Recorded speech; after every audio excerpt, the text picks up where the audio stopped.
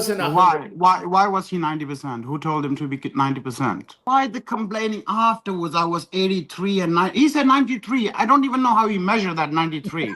I said in my show after that it's going to be hard for him to repeat that, and he showed it 2 weeks later that it wasn't possible. And I think it's going to be even harder now at the Olympia.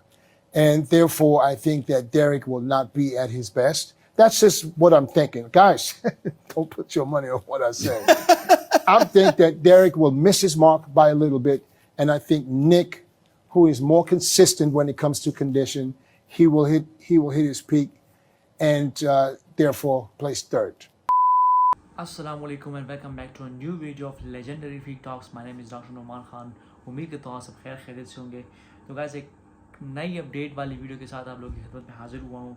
2 दिन हुए थे video नहीं post की, तो मैंने सोचा कुछ updates आप लोगों के साथ शेयर कर लूँ बॉडी बिल्डिंग वर्ल्ड के रिलेटेड।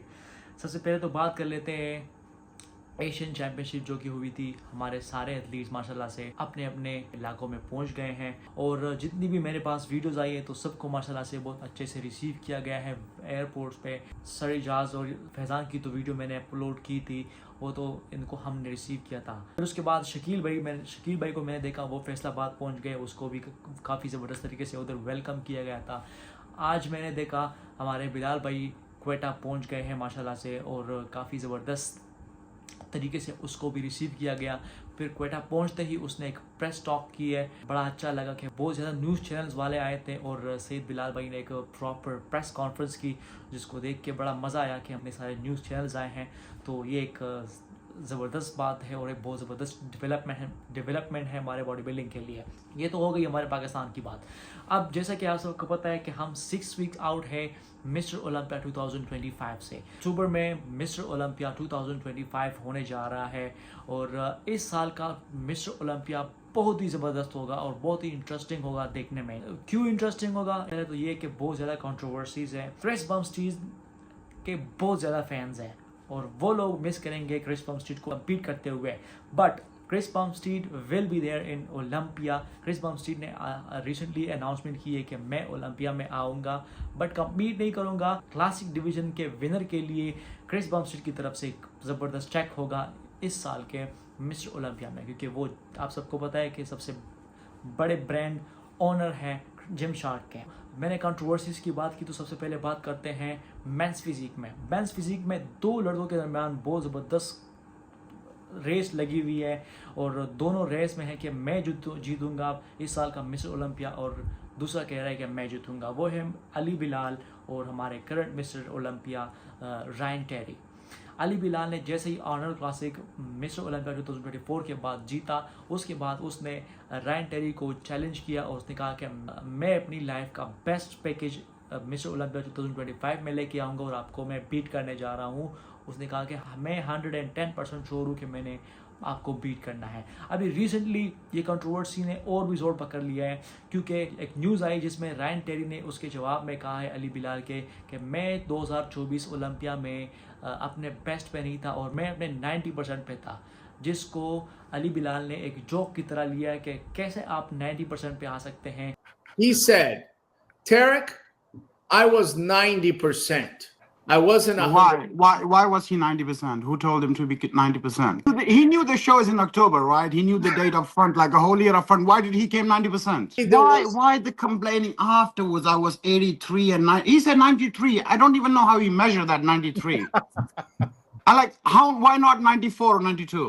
इसी के रिस्पॉन्स में अली बिलाल ने आज एक पोस्ट भी डाली है, अपनी 6 वीक्स आउट वाली अपडेट डाली है, बट उसको एक तरह से टॉन्ट किया है और तंज किया है रायन टेरी पे कि मैं आज 90 पॉइंट समथिंग पे हूँ 6 वीक्स आउट मिस्टर ओलंपिया के। बट सबसे ज़्यादा मुझे शॉक रायन टेरी के 6 वीक्स आउट वाली अपडेट ने किया है। वो रिसेंटली गए थे, जिम शार्क का एक इवेंट था तो वो लंदन गए थे सीबम के पास और उधर उसके साथ ट्रेन किया, तो सीबम ने अपने पर्सनल प्रोफाइल पे उसकी एक अपडेट डाली है 6 वीक्स आउट, जो कि बहुत ही इम्प्रेसिव है। वो ऐसे इसमें लग रहे हैं जैसे कि वो स्टेज रेडी है और एक स्टेज रेडी बॉडी जिस तरह होती है और वो 6 वीक आउट इस तरह के रिप्ड और ड्राई हैं। तो बहुत ही इम्प्रेस किया है मुझे रायन टेरी के 6 वीक्स आउट वाली अपडेट ने। प्लस मेंस फिजिक इस वजह से भी इंटरेस्टिंग होगा क्योंकि Jeremy Buendia 4 time mister Olympia winner हैं वो अपना कमबैक कर रहे हैं इस साल के मेंस फिजिक में, और उसने भी कहा है कि मैं इन दोनों को बीट करने का तरीका जानता हूँ और मैं इनको बीट करने जाना हूँ. There's a handful of reasons why I'm doing this. For me, right now, the goal is to bring my absolute best. I want to walk away from the stage showing the best version of myself. And all the way up until this point, every Olympia that I've done, despite winning 4 of them, I still don't feel like I've ever come in at 100%. That's why I'm having to come back again this last time, just to, for my own, I don't know, peace of mind, to be able to walk away from the stage knowing that I did show up at my best. Aaron Banks भी top contender है, Brandon भी एक ज़बरदस्त athlete है, तो देखना बड़ा दिलचस्प होगा. बाकी आप मुझे नीचे कमेंट में बता सकते हैं अपने टॉप 5 पे आप मेंस फिजिक में किस किस को देखते हैं और किसकी फिजिक आपको अच्छी लगती है और कौन बनने जा रहा है हमारा 2025 का मिस्टर ओलंपिया.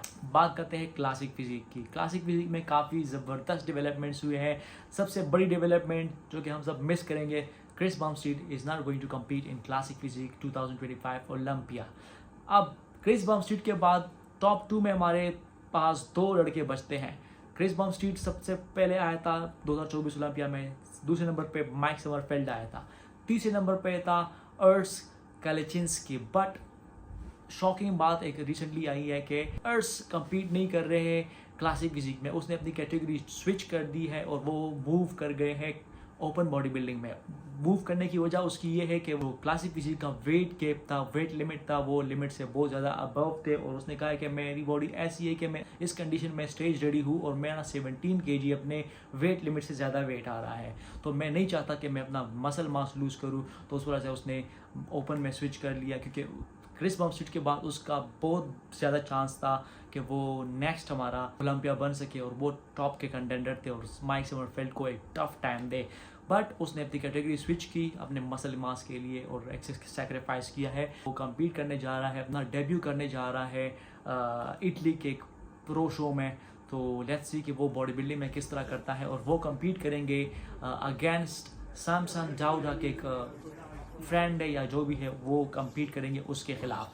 तो कमेंट में लाजमी बताइएगा कि क्लासिक फिजिक में इस साल कौन बनने जा रहा है हमारा mister Olympia.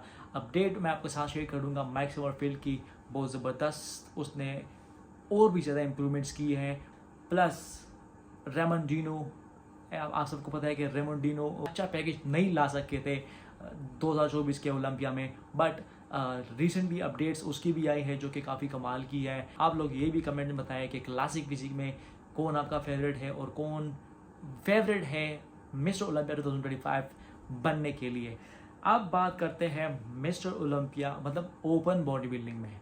Open body building में भी काफ़ी कंट्रोवर्सी चल रही है. जैसा कि आप सबको पता है कि 2024 2023 निक वॉकर कम्पीट नहीं कर सके थे. 23 में उसको हैमस्ट्रिंग टीयर हुआ था, हैमस्ट्रिंग इंजरी हुई थी, जिसकी वजह से वो कम्पीट ना कर सके. I guess month before Olympia उसको इंजरी हुई थी, जिसकी वजह से वो कम्पीट ना कर सके. लोगों ने बहुत ट्रोल किया था उसको. फिर 2024 ओलंपिया में वो जब एंड टाइम पे ऐसे ही मंथ बिफोर कंपटीशन उसने अनाउंस किया कि मैं नहीं कम्पीट करने जा रहा हूँ 2024 का ओलंपिया. अब 2025 के लिए जब उसने क्वालिफाई करना था, तो I forgot the name of the show, के शो में उसने पार्टिसिपेट किया था जो वो जीता भी. फिर उसके बाद वो एक दूसरे शो में भी उसने कम्पीट किया अगेंस्ट डेरेक लैंसफोर्ड, जिसमें आप सबको पता है कि वो भी एक तरह से कंट्रोवर्शियल शो माना जा रहा था कि डेरेक लैंसफोर्ड को बीट कर रहे थे निक वॉकर, बट डेरेक को जिता दिया गया था उस शो में. वो एक तरह से अंडरडॉग है. बहुत सारे लोग उसके क्रिटिक है कि वो टॉप 3 में अपनी जगह या टॉप 5 में जगह नहीं बना पाएंगे, तो वो उसको प्रूव करने में लगे हुए हैं. बाकी अपडेट मैं आप लोगों के साथ शेयर कर दूंगा. 6 वीक्स आउट अपडेट मैं आपके साथ निक वॉकर की शेयर कर रहा हूँ. उसमें आप बताएं कि निक वॉकर कैसे लग रहे हैं और क्या वो टॉप 5 क्रैक पर कर पाएंगे या टॉप 3 में अपनी जगह बना पाएंगे या नहीं. बिग डी जेम्स जो कि 2022-23 में बिग रैमी को कोच कर रहे थे, उसने प्रेडिक्शन की है और उसमें उसने डेरेक की जगह निक को फेवरेट करार दिया है. उसने कहा है कि निक ओलंपिया में डेरेक को बीट करेगा. I said in my show after that it's going to be hard for him to repeat that, and he showed it 2 weeks later that it wasn't possible. And I think it's going to be even harder now at the Olympia. And therefore, I think that Derek will not be at his best. That's just what I'm thinking. Guys, don't put your money on what I say. I think that Derek will miss his mark by a little bit. And I think Nick, who is more consistent when it comes to condition, he will hit his peak and therefore place third. और उसने second number पे निक को रखा है और third पे Derek को रखा है। हादी चौहान की रीजन अपडेट तो नहीं आई है। बाकी हादी चौहान के बारे में आपको बताता चलूँ कि हादी चौहान 6 वीक्स आउट होते तो वो जाते हैं अमेरिका, वो उधर अपना प्रेप 6 वीक्स आउट उधर अपनी ट्रेनिंग कंटिन्यू करते हैं। तो उसकी एक रीसेंट अपडेट तो कुछ नहीं आई है, बट वो वीडियोस एक्सरसाइज वगैरह की आई है, वर्कआउट की उसकी आई है, तो वो आपके साथ में लगा दूंगा। आपकी फेवरेट सैमसन डावडा, हादी चौहान, निक वॉकर, डेरेक लर्न्सफोर्ड, आप ज़रा कमेंट्स में मुझे बताएं कि ओपन में कौन इस साल बनने जा रहा है हमारा मिस्टर ओलंपिया 2025। तो ये कुछ अपडेट थे, मैंने सोचा आप लोगों के साथ शेयर कर दूं। उम्मीद करता हूँ आपको वीडियो पसंद आई होगी। अगर वीडियो पसंद आई है तो एक प्यारा सा कमेंट करें, वीडियो को लाइक और शेयर करें और चैनल को सब्सक्राइब करें। मिलते हैं नेक्स्ट वीडियो में, अपना ख्याल रखें।